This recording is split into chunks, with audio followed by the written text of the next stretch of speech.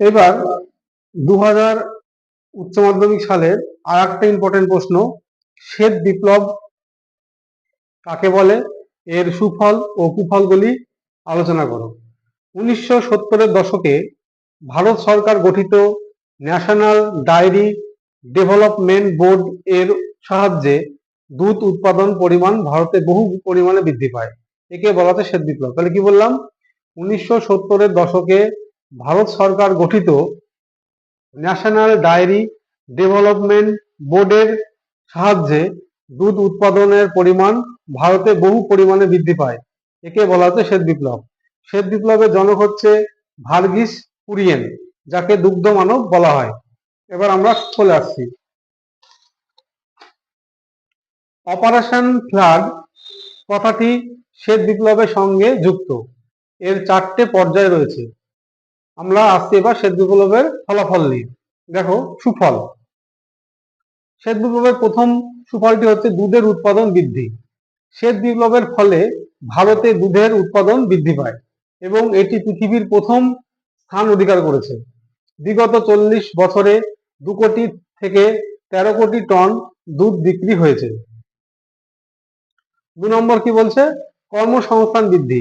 এই বিপ্লবের ফলে গ্রাম অঞ্চলে প্রচুর মানুষের কর্মসংস্থানের সুযোগ বৃদ্ধি পেয়েছে। যেমন জানো তোমরা, এই যে দুধ দোয়ানো থেকে শুরু করে দুধ সংগ্রহ করা, দুধকে রেফ্রিজারেট করা, দুধ থেকে বিভিন্ন পনির ছানা তৈরি করতে বা বিভিন্ন মিষ্টান্ন দ্রব্য তৈরি করতে প্রচুর পরিমাণে কর্মসংস্থানের সুযোগ হয়েছে এখানটায়। উন্নত পরিকাঠামো, দুধের উৎপাদন বৃদ্ধির সাথে সাথে তার সঠিক ব্যবহার যাতে হয় তাই উন্নত পরিকাঠামো দরকার। যেমন দুধ সংরক্ষণ ও পরিবহনে আমাদের উন্নত ব্যবস্থা, উন্নত মানের পশু খাদ্য, গবাদি পশুর বীমা প্রকল্প চালু করা হয়েছে। তাহলে দুগ্ধ বিপ্লবের ফলে কি হয়েছিল, উন্নত পরিকাঠামো আমাদের বৃদ্ধি পেয়েছিল। যেমন দুধ সংরক্ষণের জন্য আমাদের হিমঘর, তারপরে উন্নত মানের পশু খাদ্য, গবাদি পশুর বীমা ইত্যাদি চালু হয়েছিল। দুগ্ধ শিল্পের বিকাশ, এই বিপ্লবের ফলে দুগ্ধ শিল্প ও ডেয়ারি শিল্পের প্রচুর বিকাশ ঘটেছে। যেমন আমাদের প্যাকেট মিল্ক মানে দুধের প্যাকেট, ঘি, মাখন, পনির, বাটার, চিজ ইত্যাদি উৎপাদন বৃদ্ধি পেয়েছে। এছাড়া তোমরা শুনে থাকবে আমুল কোম্পানি দুধটা, আমাদের এখন আমুলের আইসক্রিম, আমুলের গুঁড়ো দুধ খুবই বিখ্যাত। এবার আমরা আসছি, এতক্ষণ বললাম আমরা সুফল, এবার আসবো আমরা কুফলে। উন্নত প্রজাতির পশুর অভাব, ভারতে কিন্তু উন্নত প্রজাতির গরুর অভাব রয়েছে বলে দুধের উৎপাদন কিন্তু অনেক হ্রাস পেয়েছে। তাহলে আমাদের যে শুনে থেকে যে জার্সি গরু, অস্ট্রেলিয়ান জার্সি গরু, সেগুলো কিন্তু আমাদের ভারতে সেই উন্নত মানের জার্সি গরুর অভাবের জন্য দুধের উৎপাদন কিন্তু হ্রাস পেয়েছে। অস্বাস্থ্যকর পরিবেশ, অস্বাস্থ্যকর পরিবেশে গবাদি পশু রাখা ও লালন পালনের জন্য বেশি করে আমাদের কি হয়েছে, যে উপযুক্ত যে ঘরের দরকার সেটা কিন্তু অভাব রয়েছে। তাই বলছে অস্বাস্থ্যকর পরিবেশে গবাদি পশু রাখা এবং তাদের লালন পালনের জন্য বেশিরভাগ সময় কিন্তু বিভিন্ন রোগের শিকার হয়েছে এবং তাই বিভিন্ন রোগের জন্য অনেক গরু মারাও যায় এবং তাদের দুধ উৎপাদন ক্ষমতাও কমে যায়।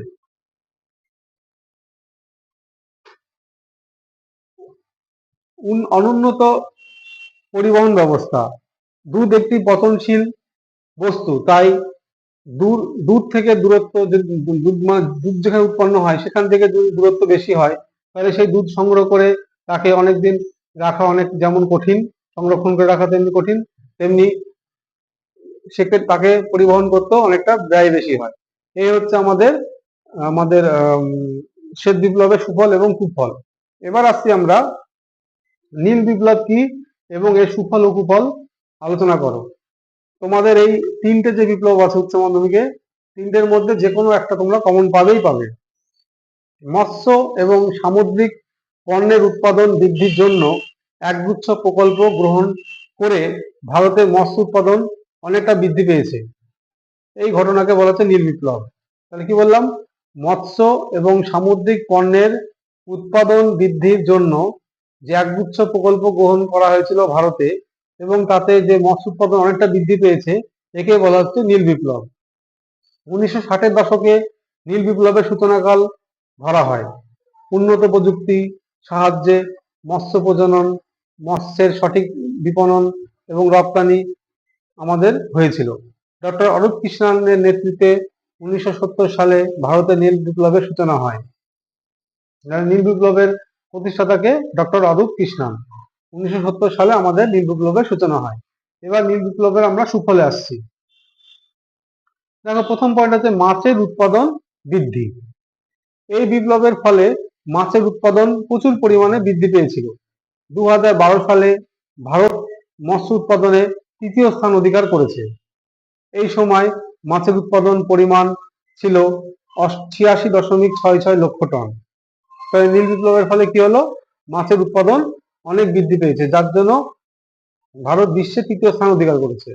2 নম্বর হচ্ছে পুষ্টির সুরক্ষা প্রদান। মাছ থেকে ভিটামিন ডি, আয়োডিন প্রচুর পরিমাণে পাওয়া যায়, যেমন কড হাঙর। আমরা জানি সামুদ্রিক মাছে প্রচুর পরিমাণে ভিটামিন ডি থাকে, যেটা আমাদের স্বাস্থ্যের পক্ষে খুবই প্রযোজ্য।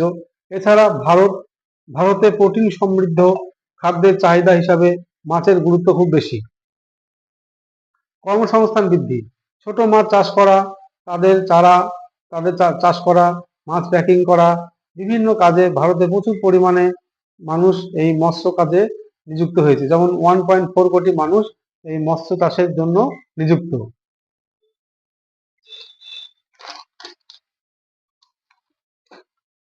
আর একটা আমাদের সুফল আছে বৈদেশিক মুদ্রা অর্জন। খাদ্য সহ বিভিন্ন প্রকার সমুদ্রজাত পণ্যের রপ্তানির পরিমাণ বৃদ্ধি পেয়েছে। 2012 সালে আমাদের সমুদ্রজাত পণ্য রপ্তানি করে ভারতে প্রায় 11 কোটি টাকা আয় হয়েছে।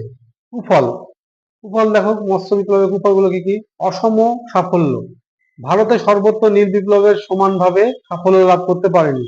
দক্ষিণ ও পূর্ব ভারতে মৎস্য উৎপাদন বৃদ্ধি পেলেও উত্তর ভারতে কিন্তু তেমন অগ্রগতি ঘটেনি। তাহলে আমরা কি দেখছি যে আমাদের ভারতের মৎস্য যে নীল বিপ্লব, আমাদের নীল বিপ্লবটা কিন্তু গোটা ভারতে সমানভাবে হয়নি। উত্তর ও দক্ষিণ পূর্ব ভারতে মৎস্য উৎপাদন বৃদ্ধি পেলেও উত্তর ভারতে তেমনি বৃদ্ধি পায়নি। জলবায়ুগত সমস্যা, খরা, বন্যা, ঘূর্ণিঝড়, সুনামি প্রভৃতি প্রাকৃতিক দুর্যোগ এবং অন্তর্দেশীয় মৎস্য চাষের ব্যাঘাত ঘটেছে। তাহলে আমাদের জানি মাঝে মাঝে আমাদের নিম্নচাপ, প্রাকৃতিক দুর্যোগ যেমন খরা, বন্যা, ঘূর্ণিঝড়, সুনামি প্রভৃতির ফলে কিন্তু আমাদের এই মৎস্য চাষের ব্যাঘাত ঘটে।